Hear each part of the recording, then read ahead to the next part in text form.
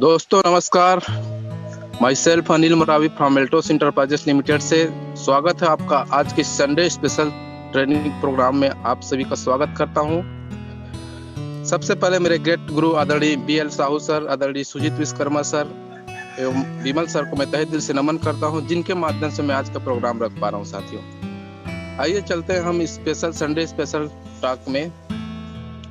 तो सबसे पहले हम सक्सेस मंत्र देखते हैं साथियों।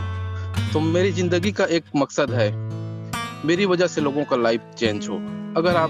अगर किसी एक इंसान की भी लाइफ चेंज हो गई तो मुझे बहुत प्राउड फील होगा। एक स्टोरी के साथ आगे बढ़ते हैं साथियों। एक छोटी सी बच्ची थी, दरिया के किनारे बैठी थी। बड़ी बड़ी लहरें दरिया के बाहर आ रही थी, और जब लहरें बाहर आती थी तो बहुत सारी मछलियां उसके साथ बाहर आ जाती थी। बच्ची क्या कर रही थी? मछली उठाती थी और पानी के अंदर वापस डालती थी। एक बुजुर्ग वहां से जा रहे थे और उसने देखा कि बच्ची बहुत बचपना कर रही है। वो एक मछली डालेगी और बहुत सारे बाहर आ जाएगी, क्या फर्क पड़ेगा? तो गए बच्ची के पास और उसके कंधे पे हाथ रखा कि बेटा क्या कर रहे हो? बोले क्यों? तो बोले तुम एक मछली वापस डाल रही हो और 50 बाहर आ रही है, क्या फर्क पड़ेगा? तू जैसे ही एक डालेगी 100 वापस बाहर आ जाएगी, उनको मरना ही होगा। उस बच्ची ने उस बुजुर्ग के सामने देखा, वापस एक मछली उठाई और वापस पानी में डाली और बोला अंकल ये एक मछली को फर्क पड़ता है, ये एक मछली को फर्क पड़ता है जो वापस गई और अभी भी जिंदा है। तो सेम इस ट्रेनिंग के थ्रू अगर एक बंदा भी कल ये बोलता है कि मैंने अनिल मरावी सर को सुना था, जिसके वजह से मैंने एक चीज ठानी और आज अपनी जिंदगी में बहुत अंदर सब कुछ पाया, उस दिन वो उस वजह से तो मेरे लिए वो एक इंसान एक मछली से कम नहीं है साथियों। देखिए मुझे तो समझ में नहीं आता कि लोग इतने बड़े अपॉर्चुनिटी को पहचान नहीं पाते, अपनी शख्सियत को क्यों नहीं पहचान पाते हैं। How are you? आप कौन है? कितने लोग जवाब दे पाएंगे? इंसान के अलावा कोई जवाब है आपके पास?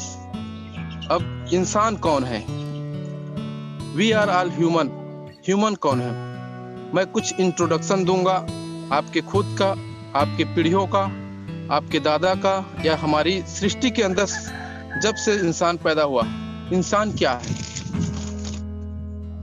इंसान वो है जिसने पहाड़ों को चीर के रास्ते बनाए हैं। भले ही वो पहाड़ जैसा नहीं है, और कितना भी बड़ा पहाड़ हो उसके सीने के ऊपर चढ़ के ट्रक लेके चढ़ सकता है, वो है इंसान। बिलीव करते हैं आप और वो है आप, उसी के नस्ल हो आप। इंसान नदियों का रूप मोड़ सकता है, नदियों की तरफ बहाव नहीं है उसके अंदर, लेकिन नदियों का रूप बदल सकता है, वो है इंसान।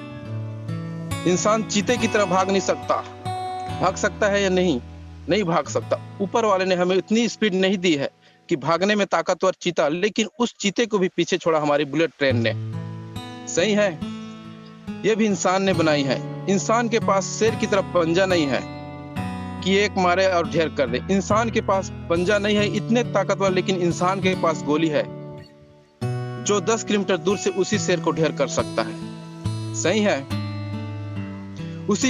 उसी के बच्चे हैं आप लोग। इंसान ईगल की तरह उड़ नहीं सकता आसमान के अंदर।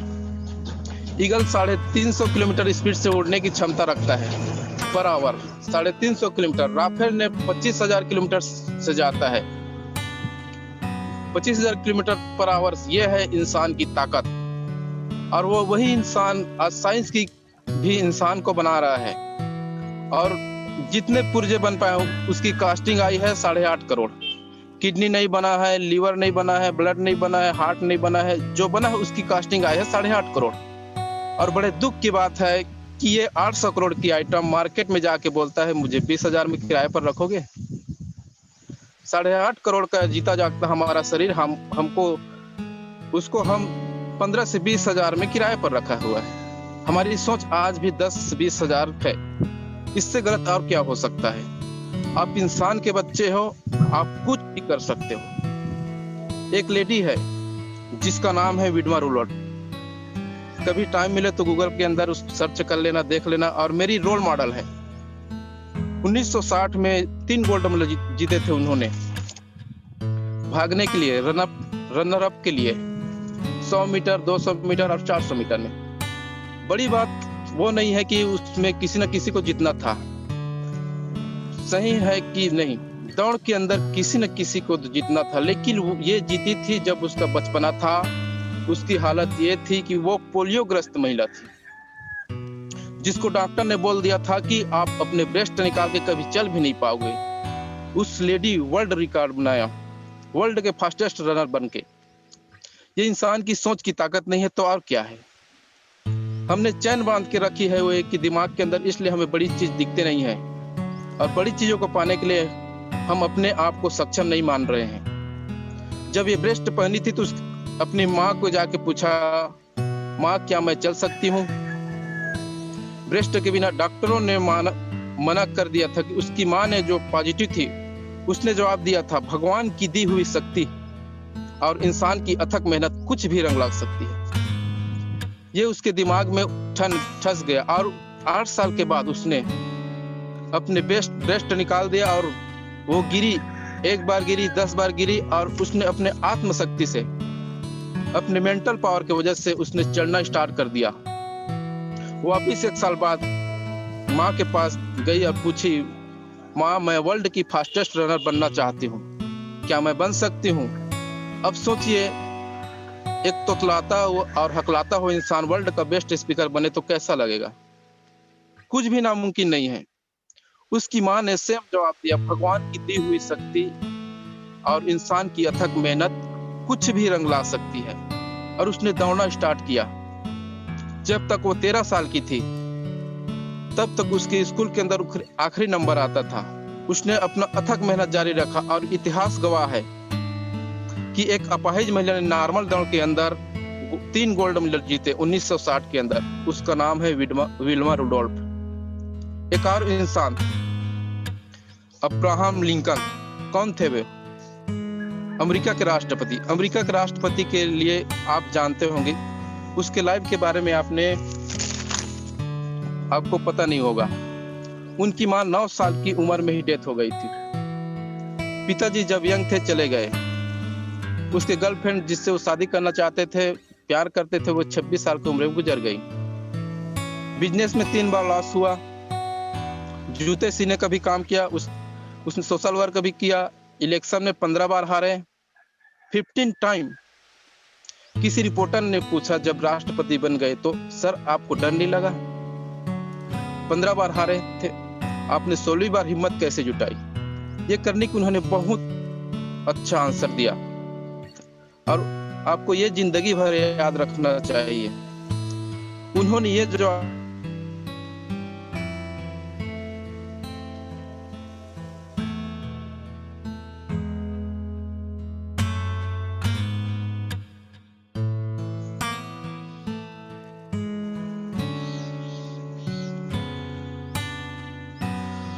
उसने एक जवाब दिया, हार मेरा रास्ता था और जीत मेरी मंजिल थी।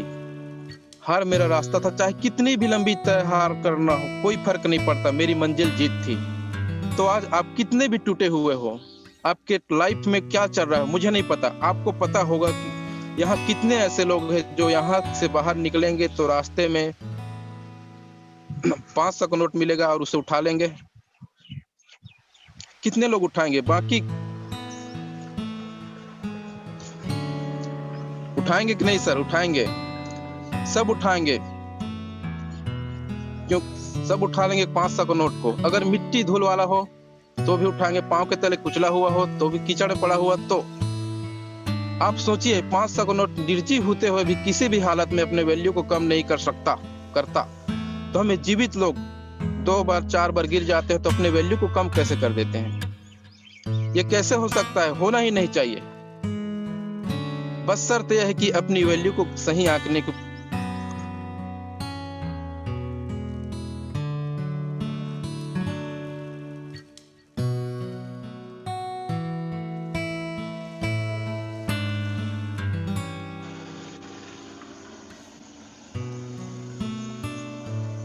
सॉरी दोस्तों, फोन बार मिस फोन आ रहा है। तो हमें अब्राहम लिंकन से सीखना है कि जिंदगी में कितनी भी बार गिरे, हमें आगे बढ़ना चाहिए।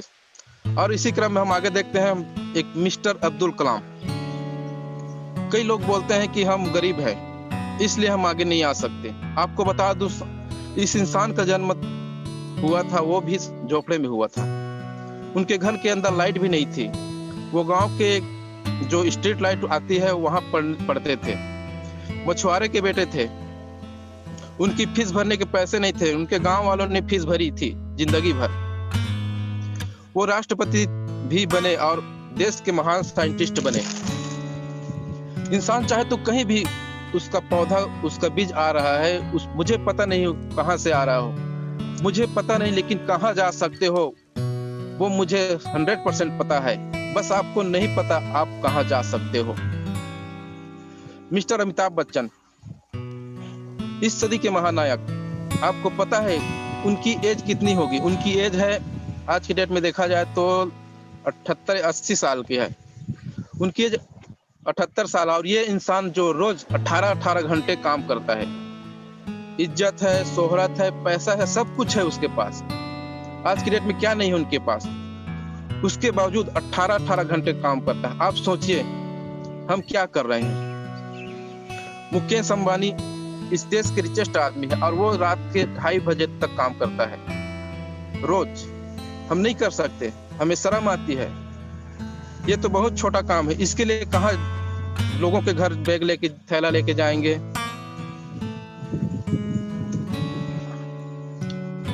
सारे बाजार की तरफ खोलने का, दिखाने का ये हमारे लायक बिजनेस नहीं है। मैं आपको बता दूं, इस देश का रिचेस्ट आदमी मिस्टर मुकेश अंबानी सब्जियों का भी धंधा करता है। रिलायंस फ्रेंड्स देखी है आपने, वहां सब्जी बेची जाती है बकायदा। हम लोग सोचते हैं कि ये डेमो करूं या ना करूं, मैं शैम्पू साबुन बेचूं कि ना बेचूं। इस देश के रिचेस्ट आदमी सब कर रहे हैं। और अगर हम छोटे बिजनेस से में शर्म होती है, टाटा स्टील नहीं होती और बाटा जूता का शोरूम नहीं होता, तो क्योंकि वो भी मोची का बिजनेस बाटा बन गया और लोहार का बिजनेस टाटा बन गया। अगर यही सोचते रहते तो कोई बड़ा आदमी नहीं बनता। एटलीस्ट हम सब ये सोचना बंद कर दें कि ये इतना बड़ा बिजनेस है जिसमें शर्म करना बंद कर दें। खुद के ऊपर भरोसा कीजिए और खुद को तराशने के लिए मार्केट में छोड़ दीजिए। खुला छोड़ दीजिए खुद को तराशने के लिए मार्केट में। मैं एक स्टोरी आपको सुनाता चाहता हूँ। एक शिल्पकार था। शिल्पकार जानते हो आप लोग, जो मूर्ति बनाता है। वो जंगल से जा रहा था और जैसे ही वो जा रहा था, एक साइड के ऊपर अच्छा सा पत्थर देखा। उसको अपनी कलाकारी जाग गई। वो पत्थरों के साथ बात कर सकता था। उसके अंदर एक और कला भी थी। वो पत्थर के पास गया और पूछा, हे पत्थर, मैं क्या तुम्हारे में से एक मूर्ति बना सकता हूँ? पत्थर थोड़ा आलसी था। वो बोला, क्यों भाई? देख भाई, जब मूर्ति बन जाएगी तो लोग तुझे पूजेंगे, मंदिर में बनाएंगे। आज तू धूप के ऊपर सीधी ताप 44 डिग्री सीधी आती है, फिर जिंदगी भर तेरे ऊपर धूप नहीं आएगी। लोग मंदिर के अंदर रखेंगे, पूजा करेंगे, मिठाई खिलाएंगे, दूध पिलाएंगे, फूल हार सब कुछ करेंगे। अब ये आलसी आत्मा जाग गई। बोले कि कोई बात नहीं, ठीक है, चालू करो यार, मिलेगा ना, पक्का मिलेगा। जैसे उसने छीनी हथौड़े से काम स्टार्ट किया और कुछ उसके आंख के अंदर इतना दर्द हुआ। जैसे ही स्टार्ट किया तो बोले, भाई रुक, मुझे कोई मंदिर में नहीं जाना, ये डायरेक्ट सनलाइट आना ही चाहिए, यही ठीक है। उस पत्थर को छोड़ दिया और थोड़ा आगे एक और पत्थर पड़ा था, दूसरा पत्थर। उसने सामने सवाल लगाई, जो मेरे और आपके जैसा था, जो कुछ भी हो जाए अपनी जिंदगी में सब कुछ पाना चाहता था। और उसने सामने से बुलाया कि ये शिल्पकार, क्या मेरे अंदर से मूर्ति बन सकता है? हाँ, बन सकता है। तूने जो वो सारी चीजें बताई, क्या मुझे भी मिलेगा? हाँ, बोला, तुझे भी मिलेगा। तो ठीक है, शुरू हो जा। उसको भी दर्द होने लगा, उसको बहुत पेन हुआ। उसने सहन किया और आंखें बन गई। नाक की बारी आई, फिर भी दर्द। हजारों छीनी हथौड़े उसके ऊपर लगने लगे। और एक दिन, 10 दिन, 1 महीना, 2 महीना, 6 महीना, वो इतना दर्द झेलते हुए, इतना पेन हो रहा था उसको, लेकिन उसने सारी चीजें सही और आखिर एक दिन आया कि जब वो मूर्ति बिल्कुल फिनिश्ड हो गई, तैयार हो गई। अब शिल्पकार का काम खत्म हुआ। वो अपने सारे चीज लेके वापस चल दिया और गांव के लोग वहां से जा रहे थे। उन्होंने देखा कि मूर्ति है, कितनी खूबसूरत मूर्ति है, चलो गांव में इसकी स्थापना करते हैं और इसके लिए मंदिर बनवाते हैं। उन लोगों ने चंदा इकट्ठा किया, बहुत बड़ा मंदिर बनवाया और एक स्थापना दिन रख दिया। जिस दिन मूर्ति को वहां प्रेजेंट कर दिया गया, जब वो मूर्ति स्थापना दिवस, तो बहुत लोगों ने फल, फूल, हार, मिठाई, पेड़े ये सब लेके आया। अब ये मूर्ति खुश हो गई कि मेरी जिंदगी जो मैंने प्राइस चुकाया था अपने सक्सेस के लिए, जिंदगी के लिए, आज वो सफल हो गई। सब लोग वहां पे वापस आ रहे थे। अब जिन लोगों के पास ये सारी थालियां थी, उस थाली में एक और चीज थी, वो था नारियल। अब नारियल तो मूर्ति के ऊपर तो फोड़ा नहीं जा सकता, तो उन्होंने सोचा चलो भाई एक और पत्थर ढूंढ के लाओ। कौन सा पत्थर मिला? हाँ, जो मुस्तंडा था, जो सबसे अच्छा था, उसके ऊपर नारियल फोड़ोगी। सिंपली स्टार्ट हुआ, उसने फूल माला मिठाई उसके ऊपर, सिंपली स्टार्ट हुआ, उसके ऊपर फूल माला मिठाई और उसके ऊपर नारियल, उसके ऊपर फूल माला मिठाई, उसके ऊपर नारियल। सेम हमारी जिंदगी, इससे ज्यादा फर्क नहीं है। अगर आज आप एल्टोस नहीं करोगे तो 5 साल बाद आपके बाजू वाला मूर्ति बन के बैठा होगा और आपके ऊपर तब भी रोज नारियल फूटेंगे। बच्चों की फीस के नाम से, उधारी के नाम पे, सही है कि नहीं? हॉस्पिटल के बिल के नाम पे आपके ऊपर नारियल फूटेंगे, रोज फूटेंगे, अलग अलग नारियल फूटेंगे। अगर उस नारियल से छुटकारा पाना है तो 5 साल यहाँ पे काम करके आप मूर्ति बन जाओ, आपकी जिंदगी बदल जाएगी, ये मेरी गारंटी है।